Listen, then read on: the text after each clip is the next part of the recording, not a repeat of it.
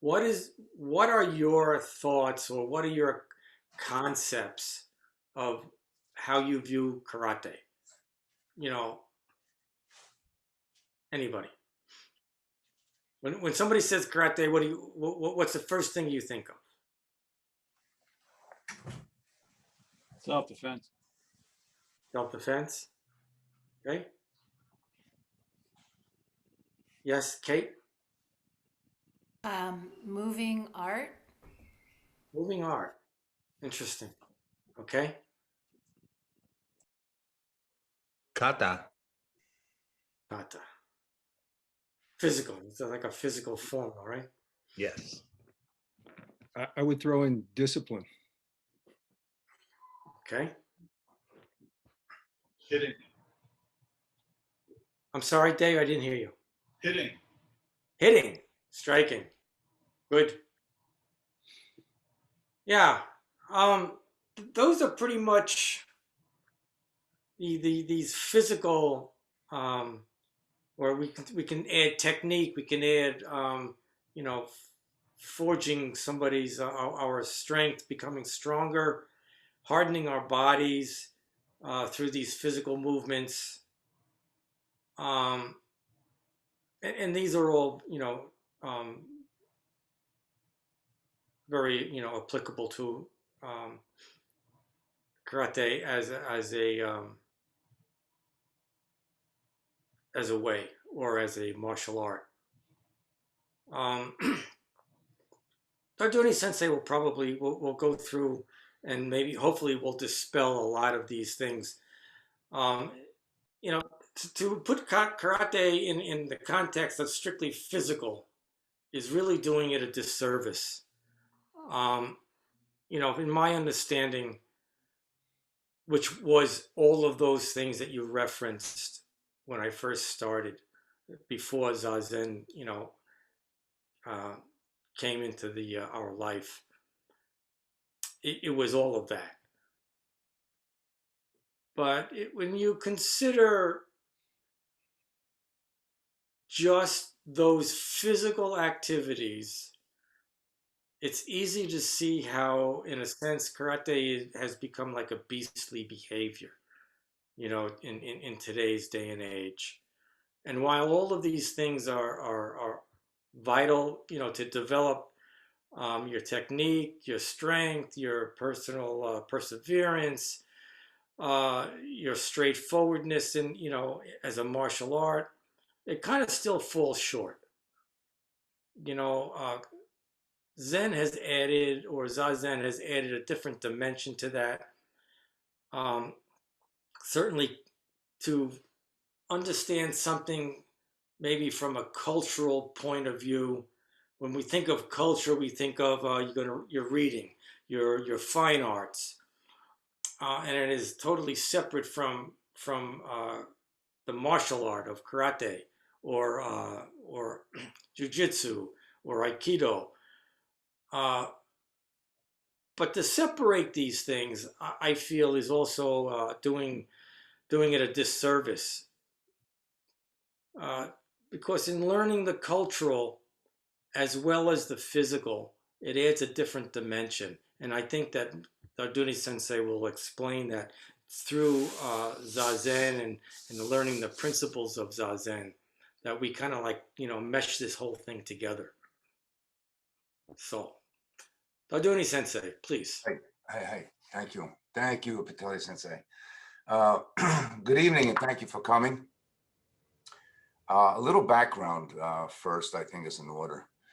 Master Shoshin Nagamine founded Shorin Ryu Matsubayashi Karate in 1947. He and Amori Sogen Rotaishi were very close friends. Now, how that came about was this. When Amori Sogen Rotaishi was the president of Hanazono University, Rinzai, in Japan, Master Nagamine was there at the same time teaching karate, and Amori Sogen Rotaishi was teaching kendo. So they had established a connection with each other.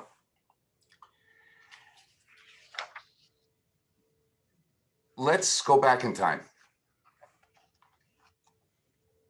I began in 1966 by way of reading a Yellow Page ad that said, Okinawan karate taught in the classical mode for the serious-minded only. The classes and the discipline were severe. To give you an example, one night, the class was from 9 p.m. until 6 a.m. and consisted only of walking punch across the wooden deck.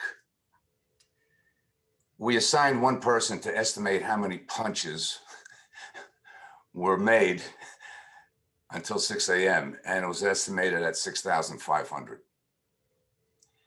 Well, the skin from the bottom of our feet peeled off and we were not able to walk down the 2 flights of stairs to the street, so we bounced down the stairs on our rear ends.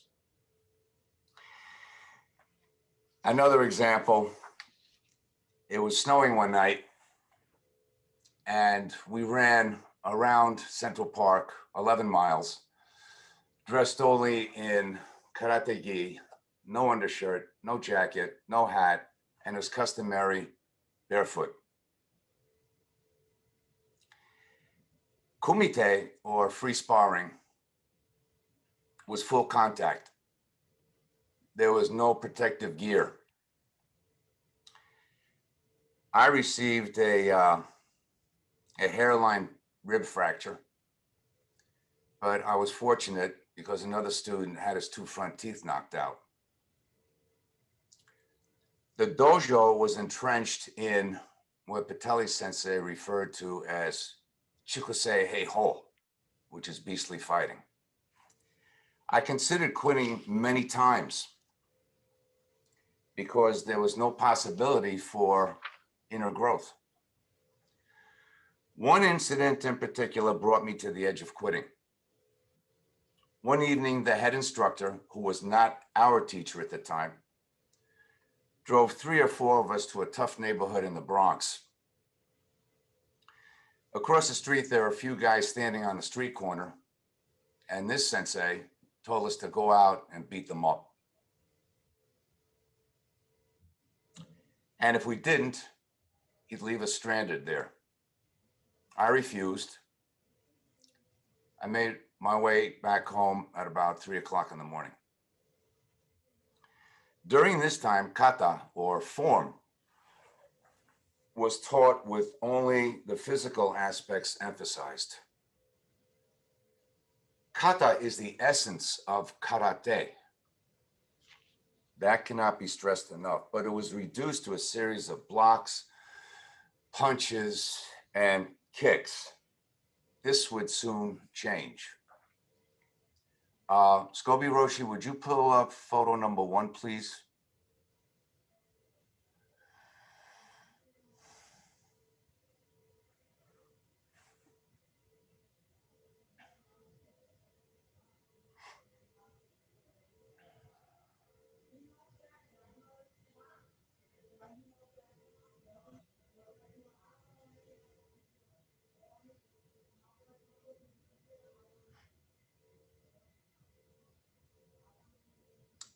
Okay, that is the karate deck, and kata correction was taking place. The instructor was my first, Arthur Drago, who was very, very kind, gentle. Look at all the happy, smiling faces. Okay, thank you, Roshi. The assistant instructor, Zenko Hishiki, who later became our sensei, believed that there had to be more than karate than this physicality. His Bible was D.T. Suzuki, Zen and Japanese Culture, and Fudochi Shinmyo Roku.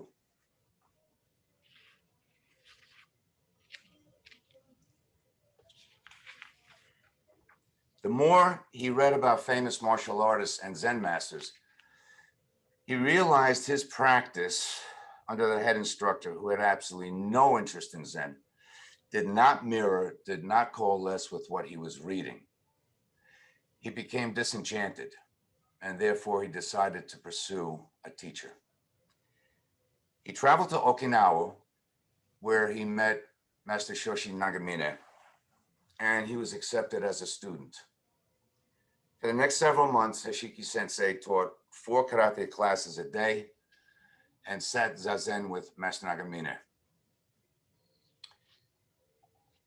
Hashiki Sensei returned to New York determined to establish a Ken Zen dojo. And encouraged by his teacher, Master Nagamine, he set about doing just that. Roshi, can you pull up photo 2, please?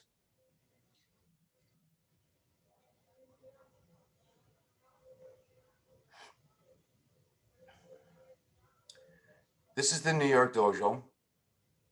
Master Nagamine is in the center, and Hashiki Sensei is to his left. Again, look at all the smiling, happy faces. In 1969,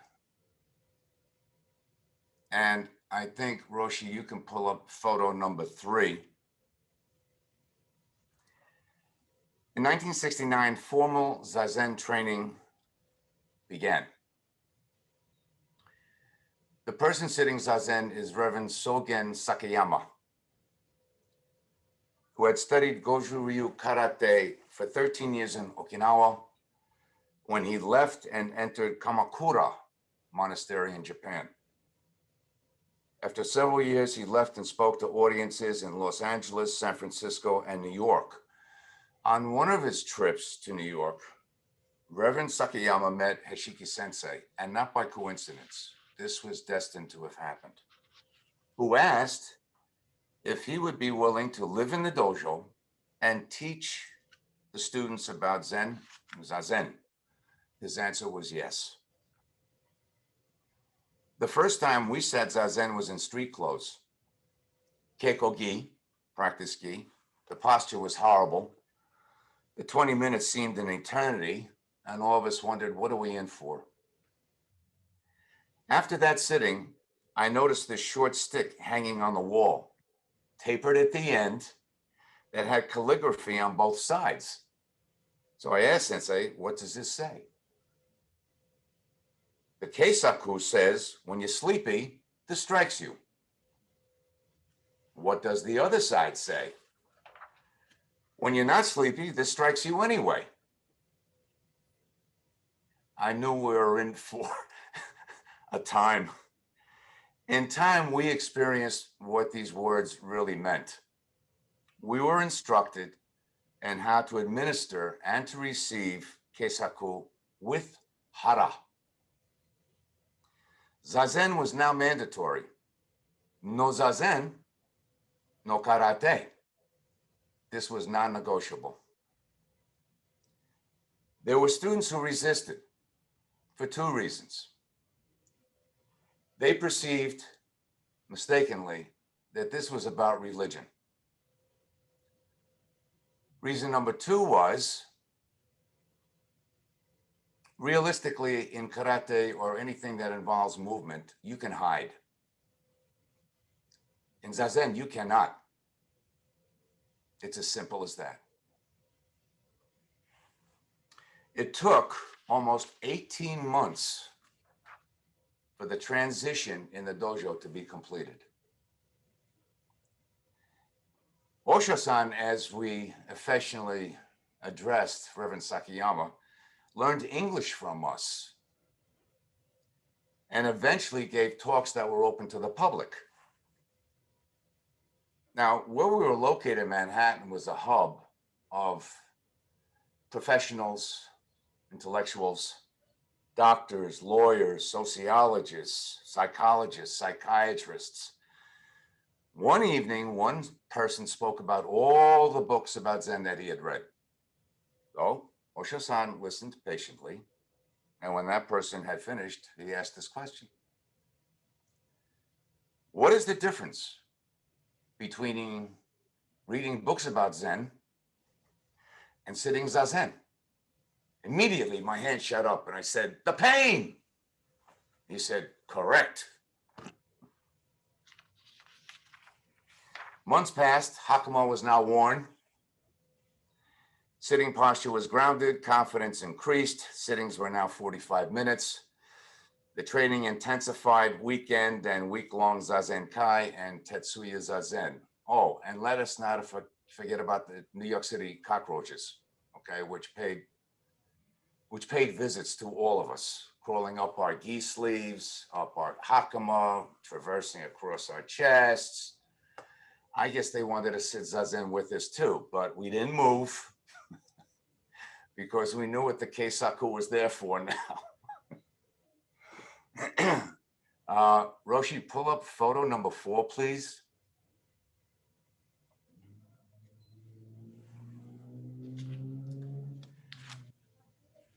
Again, notice all the happy, smiling faces. Okay. Tetsuya Zazen was held on the first Friday of every month, except for the month of August, which was traditionally Gashuku, or rest period.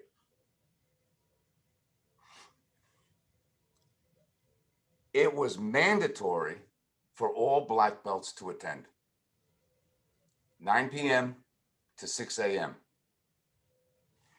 These Friday night sittings were demanding. Sit 45, kinhin, no dinner, only tea and a cookie that was formerly served by the handekan. And I gotta be honest with you, that one cookie never tasted so good. We were even picking up the crumbs and putting it in our mouth. There was one time I remember vividly. It was 5:45 a.m., 15 minutes left. It was pure hell. Finally, the Inkin. Heaven. And then Osho-san says, everyone has worked very hard. I wish to sit 1/2 hour more. Those who want to leave, go now. So everybody is using the peripheral, waiting for someone who's got some modicum of common sense to get up and leave. Well, you know what happened. Nobody got up. So hell again. Intensive training in Karate Zazen called Kazu Keiko, which means practice over and over and over again, would also take place on a Friday night. 10 senior students would sign up. Each would count in turn for the group 50 punches. Then everyone would sit 45. 50 kicks, then sit. 50 blocks, sit. Kata, sit. This training was repeated from 9 p.m. to 6 a.m.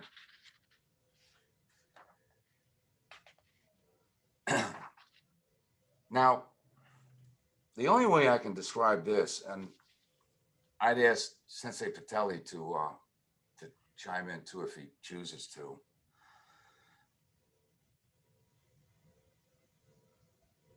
The body felt light, yet grounded. Breath, every movement was in sync, rhythmically, powerful, and graceful. It all came from a newly discovered source, hara. A student once asked Hishiki Sensei, why did you add Zazen? Unhesitatingly, he replied, I didn't add anything. It had always been missing. The change in the dojo's atmosphere was felt. Zazen forced us to look inward. Well, that was the only place we could go, was inside. At one Tetsuya Zazen, we were given this to sit with. and this was a poem that was written by our teacher. A deep inquiry within the stillness of the movements of karate is to the deep inquiry within movements in the stillness of zazen. Around this time, we were introduced to calligraphy. We started with the line, moved on to the sunya. The results were awful, but we kept at it until our shodo no longer assaulted the senses. There was a noticeable change in the way kata was taught and executed. The movements were grounded, polished, rounded, and powerful due to hara breathing. The small eye was not executing the kata. Also, there was required reading list where we read Master Nagamine's book, D.T. Suzuki, Yamoka Teshu, Trevor Leggett, Mori Sogen Rotaishi, Tanaue Roshi, Zenkei Shibayama, Miyamoto Musashi, Philip Kapleau, Taisen Deshimaru, John Stevens, Eugen Herrigel, and others. We learned that karate, kara meaning empty, te meaning hand, does not mean empty or weaponless hand. The ancient Chinese ideograph, kara, has a Buddhist connotation, which goes far beyond weaponless hand. Kara is also read as ku, which originates from sunya. Sunyata, Sanskrit for void, is emptiness, absence of duality, conceptualization, the absolute. So karate, therefore, is the hand that emanates from the void, or the hand that came from China, or absolute hand, or the hand that transcends all duality. This is a photo of Master Nagamine sitting zazen in the second New York dojo. This is around 1983. Master Nagamine sat zazen every single morning from 7:30 until 8. Every single morning, and then karate class after that. In 1973, after almost 4 years, Osha-san decided to return to Okinawa to open his own zendo.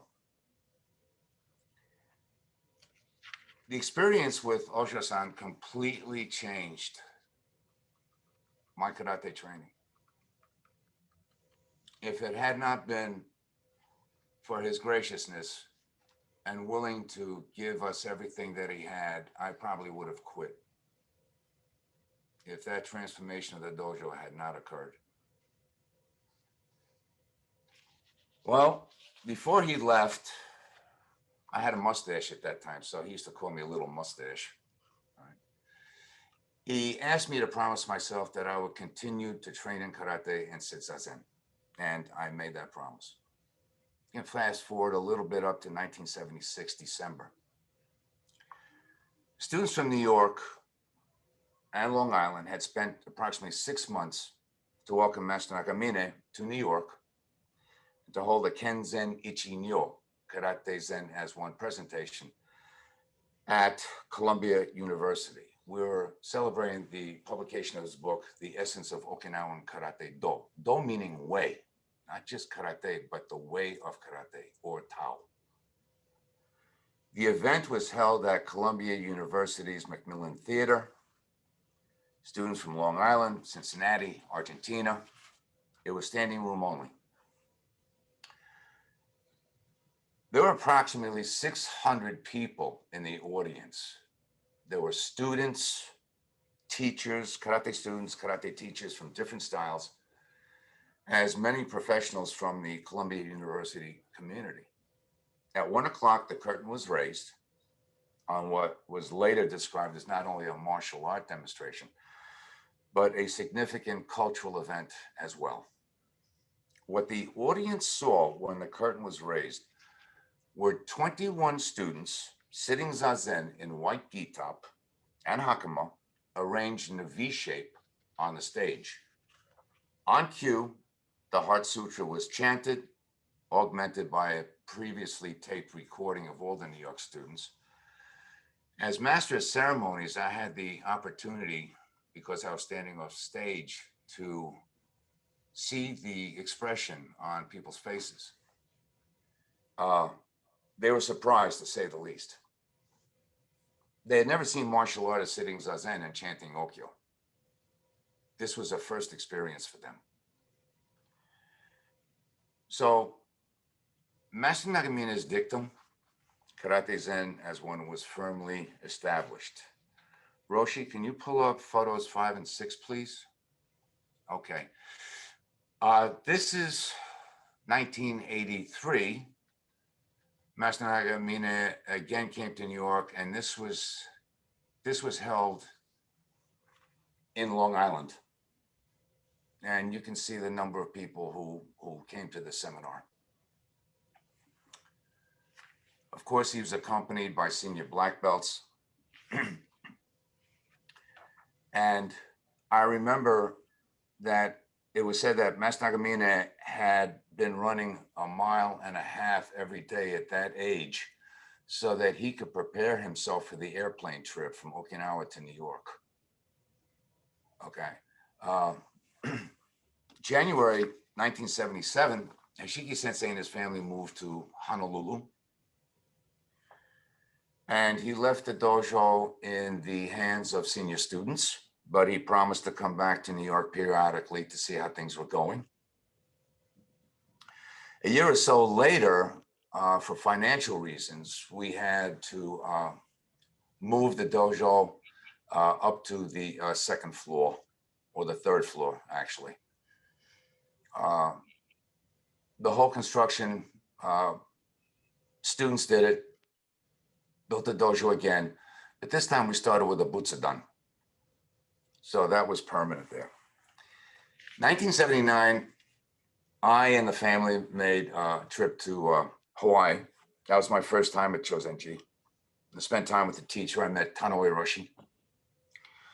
An all-night sitting was arranged by Hashiki Sensei, all right? And I guess that was the price of admission to eat his udon. 22, 23 people signed up. I tried to warn them. I said, look, you can get udon at the noodle shop in downtown Honolulu. You don't have to go 9 p.m. to 6 a.m. But they said, oh, no, we're going to do it. I said, okay, I'll see you there. 1980, I went to Okinawa to train for 1 month in the home dojo of Master Nagamine. Monday through Saturday, sat zazen with Master Nagamine before the morning class, a class in the afternoon, and one in the evening. And the next was a reminder of what karate was like without zazen. One day I was sitting off the deck, sitting seiza, and one of the senior black belts in the dojo was doing jo kumite, or free sparring, with a junior black belt. A young kid, 18, 19 years old, who was very flexible. Well, the junior got in on his senior. And instead of saying, hey, good, yes, don't worry, the senior went ballistic on this kid. He grabbed him by the gi collar and dragged him all around the deck. I remember I lowered my eyes because it was such a sad sight to see. And it brought me back to the days on 72nd Street in New York dojo when there it was again, beastly fighting. I knew for a fact that this senior did not believe in sitting zazen and never wanted to see that Zen is the umbrella under which all of the martial arts and the cultural arts not only live, but thrive. It was then that I promised myself I would never practice karate without sitting zazen. Dame, never. Before leaving Okinawa, I and another student visited Osho-san, went to his Zendo, which was beautiful, beautiful. It was outside Naha, the capital.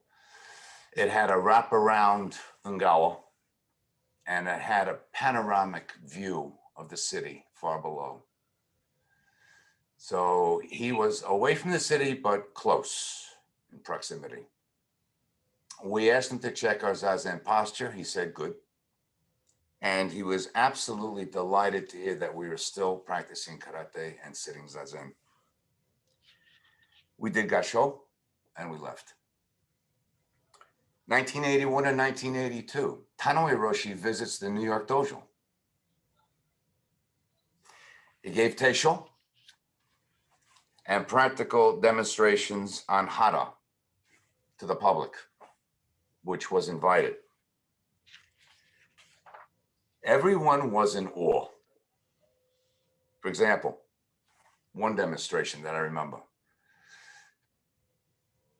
Tano Hiroshi sat seiza in front of about 4 or 5 big guys standing in single file with their hands placed on the shoulders of the person in front. And on signal, he says, okay, knock me over. And they're pushing and pushing and pushing and pushing. They couldn't move him. 1985 or 1986, I believe, William Dub Lay visited New York with Audrey, his assistant. And he gave an open to the public demonstration on Zen body therapy. So Dub asked for a volunteer, and this person stepped up and got on the table, and Dub went close to him. As soon as he put his hands on that person's body, he backed off and said, whoa, you are loaded with toxins. He said, I need somebody else. I can't breathe. 1986 was the first session I went to in Chozenji. Enough said about that. But a strange thing happened when I returned to New York. I went to the dojo and punching the makiwara. The makiwara is a vertical flexible striking board about 4 to 5 feet high. It's about 4 inches thick at the bottom and 3/4 tapered at the top, wrapped with hemp rope. It is unique to Okinawan karate. No other style of karate has makiwara, to my knowledge or understanding. The front is flat, the back is curved, and it's bolted into the deck. You strike the makiwara with fists, open knife hand, elbow, feet. And it's always done slowly at first, rhythmically, warming up, much like striking the mokugyo. After 10 minutes of punching full power, there was a sound I hadn't heard before. The sound just sounded like it exploded. Now, I had not done any karate training for almost a month during the time I was in Hawaii, and yet every time I punched makiwara with the toes gripping the floor in order to set the hara, the sound filled the entire dojo. So our teacher was right. He says, you do sesshin, your karate will be different. And different it was, a good different. As previously mentioned, Master Nagamine and Amori Sogen Rotaishi were close friends. So it wasn't surprising that Master Nagamine decided to go to Chozenji and meet with Tano Hiroshi for a specific purpose. This meeting occurred in December 1996. At that meeting, Master Nagamine made a formal request of Tano Hiroshi. Please accept my karate students as your Zen students. Tano Hiroshi replied, Nagamine sensei, please leave your karate here in Chozenji. That was the accord. Afterward, Master Nagamine was given lay Inca by Tano Hiroshi and given the Buddhist name Kenzan, which means fist mountain. And he also remarked about Master Nagamine that this is a world-renowned karate master, and yet he is so humble.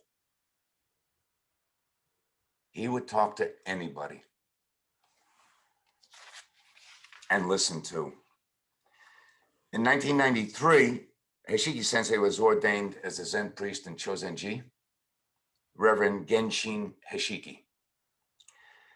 After his teacher, Master Nagamine, passed in 1997 at the age of 90, Heishiki Sensei became Shihan, founder of Chozenji Kempo Karate.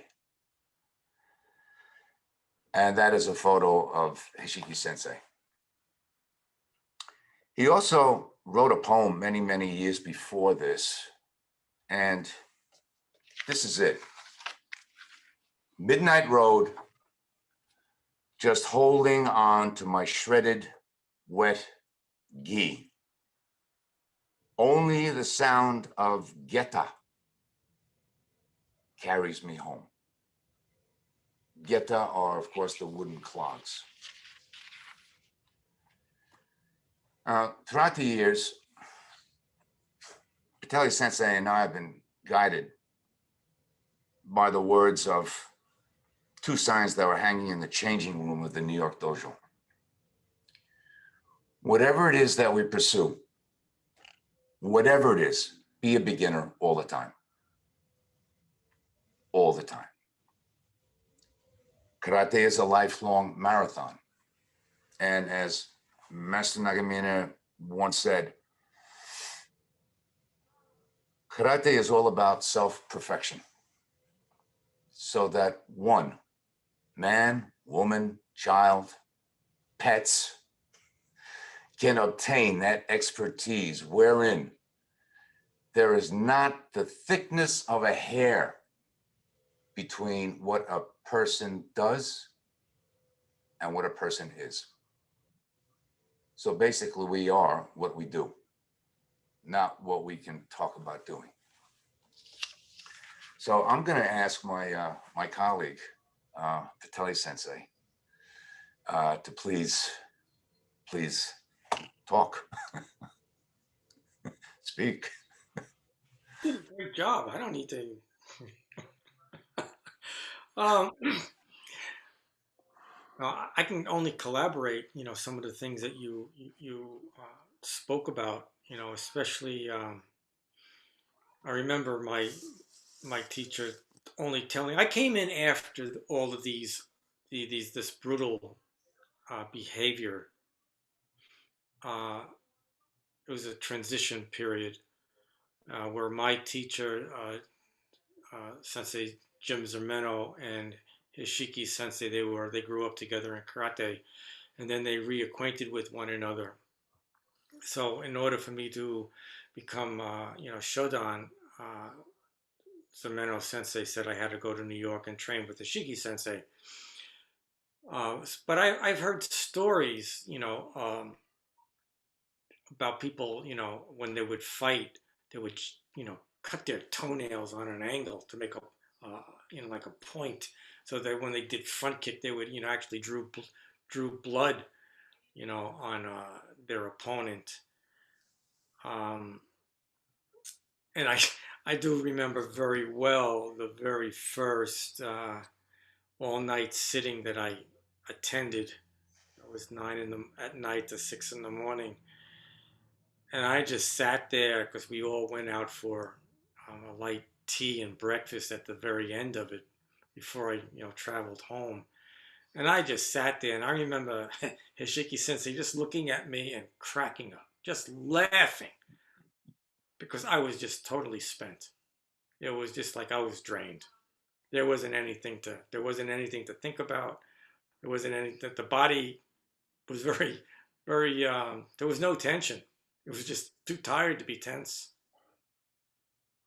So yeah, but I mean, I too went to Okinawa, not as long as Dardouni Sensei, and he's absolutely right. You know, Master Nagamine sat every morning with us, you know, for that period, and then we would train, you know, 3 times a day.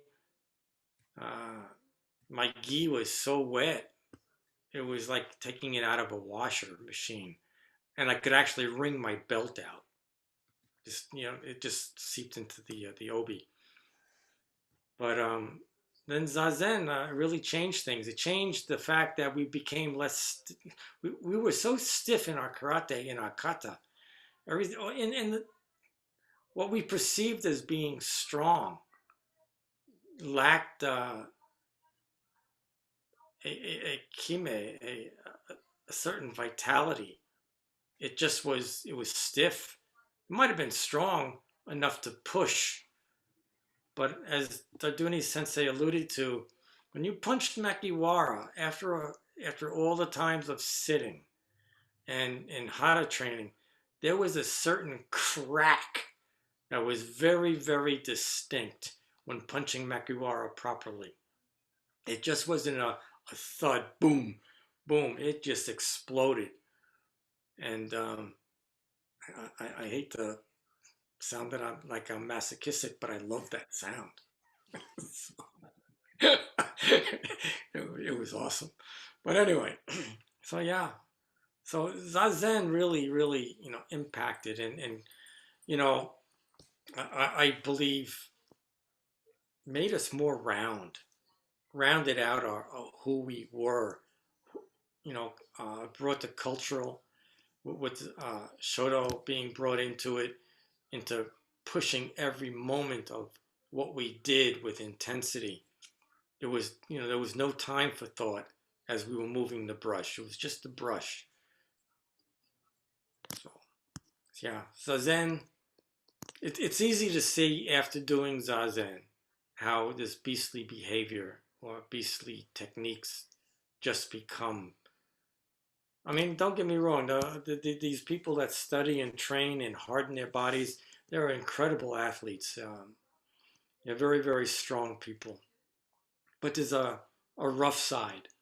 There's not any refinement to it. So, my opinion on that. But yeah, pretty much all. I mean, I'll turn it back to Dardouni Sensei if you want to open it up to questions, maybe, or. There was just one last thing I wanted to add, Pittelli Sensei. Master Nagamine used to say, karate ni sentenashi. There is no first attack in karate, but it goes a little bit deeper than that, okay? It is the hand or the fist that gives life. I remember when I was conducting classes up in Harlem, 25, 30 young kids, and Hashiki Sensei came over to me after class one night and he said, Jimmy, if you cannot punch them, don't hug them. But if you can't hug them, don't punch them. And I got that right away. So let's open it up to questions from anyone, please. And I'd like to introduce you to Timothy Errett, by the way. Okay. Timothy Errett, it's good to see you, Tim. It's been 32 years. Are you in LA? Yeah, just outside LA. Okay. Tim was in the 72nd Street Dojo for a while there. Okay. And he found out that Hashiki Sensei moved to Honolulu. So Tim went to Honolulu to go find him. And he trained in Chozenji for quite a while. Okay. So it's good to see you again, Tim, and welcome aboard. Thank you very much. You're very welcome.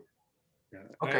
I missed a lot of the craziness you talked about that went on in the New York dojo. And, in Hawaii, I think Sensei had mellowed a bit, but we trained hard, Sensei, Mr. Feho, and we spent a lot of time with Chozenji, working with the monks, helping build the place. And Zazen was always foremost in our training there. And what a beautiful place to do that at.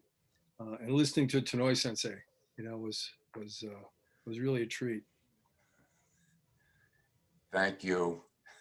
Thank you for coming. And yeah, I'm glad you missed the craziness on 72nd Street. Questions, anyone, to either Pittelli Sensei or to me? Kate?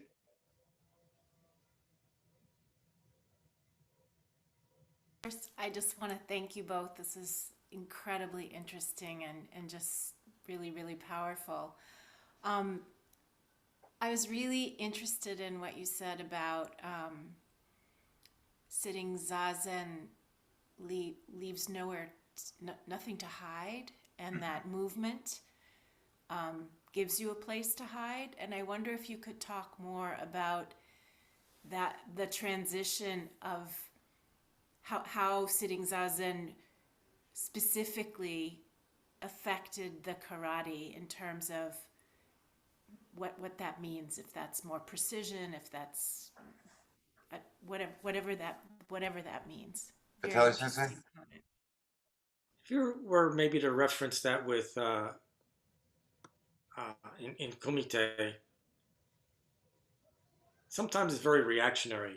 You're waiting for an opponent to make a move, and then you can you counter, you strike, or you can beat them to the punch, per se. And Hishiki Sensei was really, really adept at showing us how beating something to the punch is really, really not the best solution. It may work a lot of times, but it's almost like forcing an opening. Whereas when you start to sit zazen, and you keep your eyes to 180, it's easier to see a movement. It's easier to, or I shouldn't say that. It's easier to perceive a movement so that you can strike or move out of the way even before they make the move. Right. Now, don't get me wrong. That was a trial and error thing for me, because I shouldn't say this, but there's a difference between being intense and facing your opponent, thinking that you're in, a meditative state and falling asleep. Because I fell asleep one time, I got punched right in the nose. I didn't even see it coming. Yeah, it's like, yeah, you have to be awake. So when we're sitting zazen, you don't want to keep your eyes closed, and you don't want to, you want to keep that 180. You want to keep that intensity forward. Yeah, as a result of sitting zazen and the focus and the gravity, what happens is that, as Pittelli Sensei was saying, it's not that you are reading or anticipating the opponent's move. The opponent is telling you. Yeah. You're not reading anything. That opponent is telling you. And that's why you have to become almost, you are 180, you are focused, but you are relaxed so that you can only react. That's it. The best thing is to stop that person's ki right in its tracks. Every afternoon in the dojo at 3:30, well, 3 o'clock, I conducted the 3:30 Monday and Wednesday class. At 3 o'clock, I'd arrive at the dojo, and Hishiki Sensei was on the deck, and he says, "Jimmy, come on, let's go." Oh boy. And he would open his arms like this on the deck and say, "Come, attack, do something.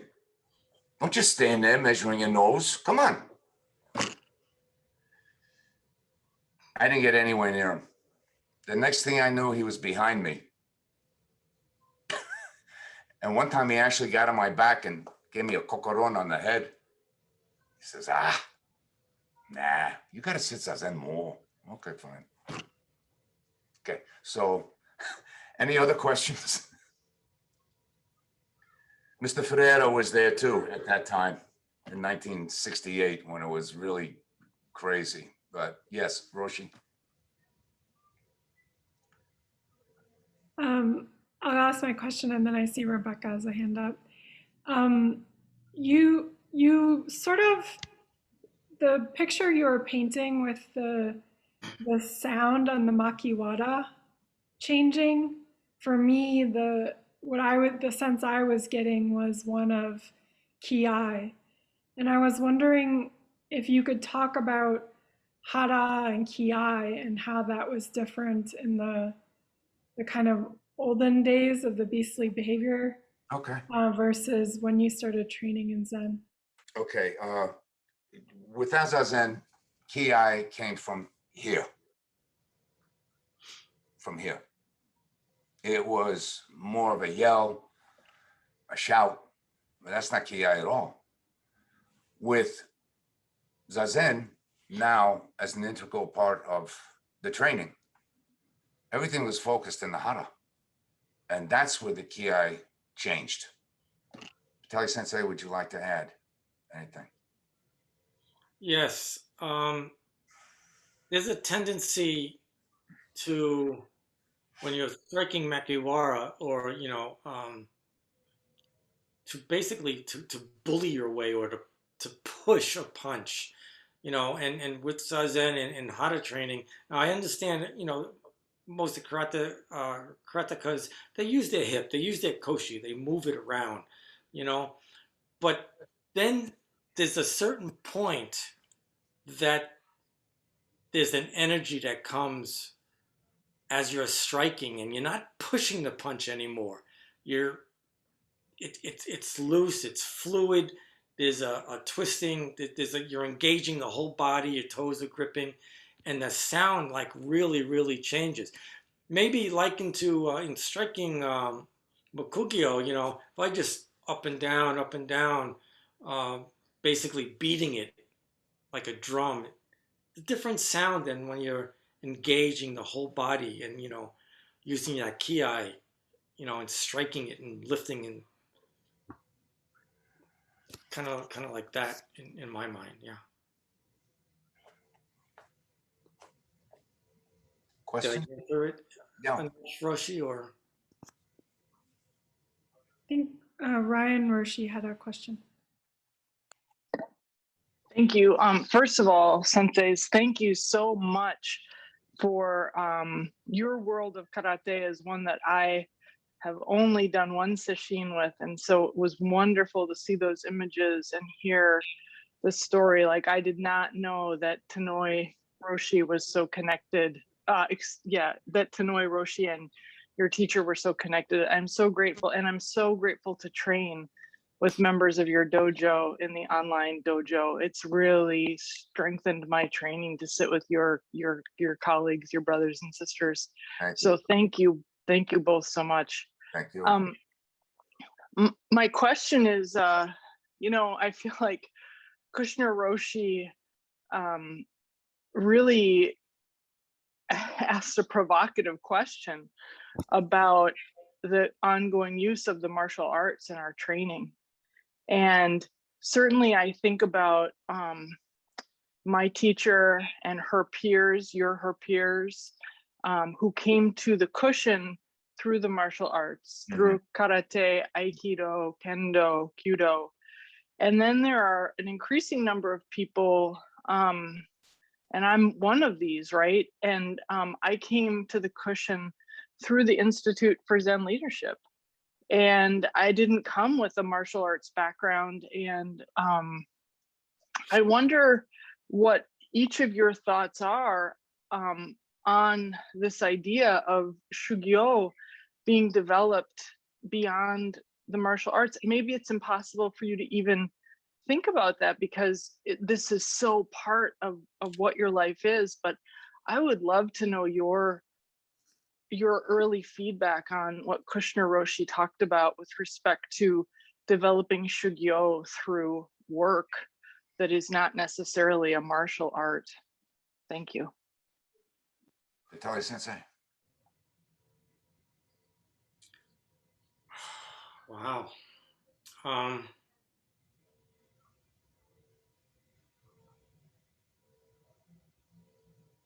I don't know. I think it's going to take a bit of developing, to be honest. Martial art, right away you get engaged, and it's a really, down and dirty physical, and I don't know, and when you, unless you're doing some kind of physical work, I don't know. I think by sitting more though, you can intellectually, you can get more into, because not everybody does physical work. Work is there's so many facets of physical work, of work in itself. But to throw yourself into it totally would have to be the key, to exhaust yourself. You'd have to find a way of exhausting yourself without just staying locked up in the head. Right. Somehow the body has to drop away. It's Rebecca. That's a great question. All right. Honda Roshi mentioned that that martial arts will give you a fighting spirit. Okay.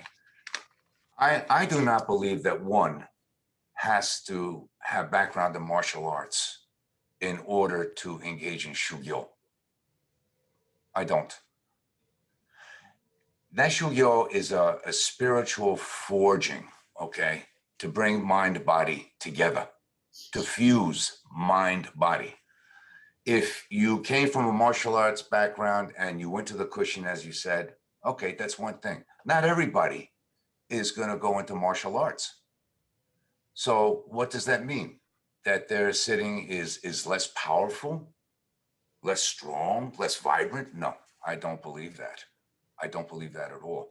And I'll give you one example. One of the persons that Tim Errett mentioned, who was in Hawaii training, Eugene Feho, who followed Hashiki Sensei to Hawaii in 1977. Unfortunately, he's no longer with us. He passed about a year and a half, 2 years ago. He made 22 trips to Moscow, began a Zazen group there. Not one of the 22 people had any martial arts background at all. And yet, wow, their Zazen was powerful. Their ki was clear, strong, resonant. So single-handedly, he disproved that you don't have to be a martial artist to experience shugyo. No, I don't believe that. Okay, it's just circumstance. I happened to have joined when I was 19. What did I know? Pittelli Sensei joined, yeah, well, I'm 73. Okay, so don't do the arithmetic, all right? I'll save you the trouble. No, you're gonna have to add up columns and carry the one or whatever. But did that answer your question? Okay. Thank you. You're very welcome. Any other questions?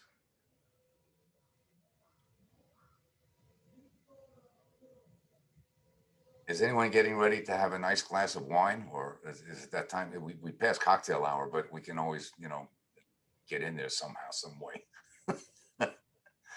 Okay. Hello, I have a question. Yes, Cliff. So I discovered, I don't know, I think this was advertised to me on Facebook or whatever. So I live in San Jose, California. I am unfamiliar with your dojo. The style of karate that I studied was connected to Okinawan. It was, my sensei studied with Bill Wallace Sensei. It was what he called American Open style. So I assume that this, first of all, this class was fascinating. Thank you for that. Thank you. I've done a lot of Aikido training and Tai Chi, and this dovetails in with that as well. My question is that this is, in addition to a fascinating history, I assume an outreach of some sort, and I was wondering what you've piqued my interest, so I'm wondering what the next step is. tell me what you are you're trying to forge a connection. So tell me about the connection you're trying to forge here. Pittelli Sensei, I defer to you. You're younger.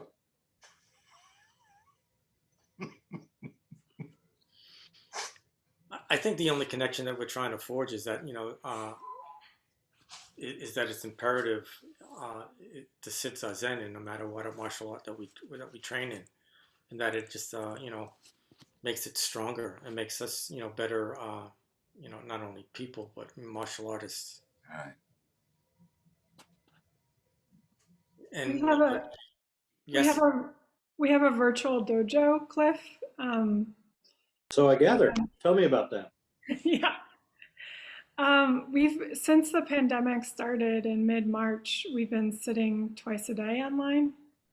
So it would be, I think it's 4, is that right? No, 6, 8, no, what is it? 5 a.m. and 5 p.m.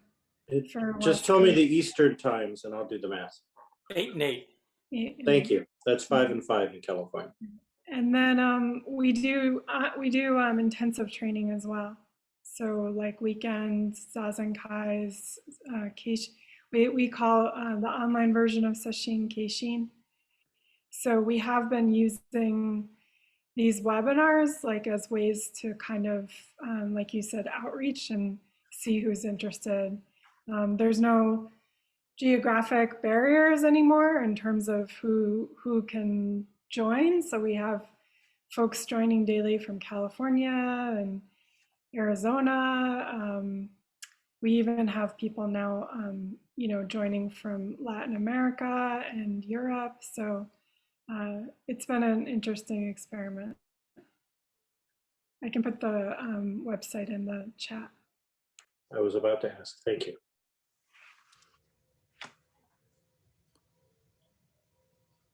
I think our time is just about up or is up,